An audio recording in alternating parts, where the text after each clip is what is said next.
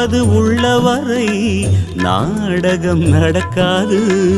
நான் என்பது உள்ளவரை நாடகம் நடக்காது.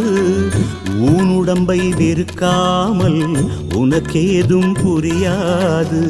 ஆன்மீகம் என்னவென்று யாருக்கும் தெரியல. காரணம் ஆண்டவன் யாருன்னு புரியல.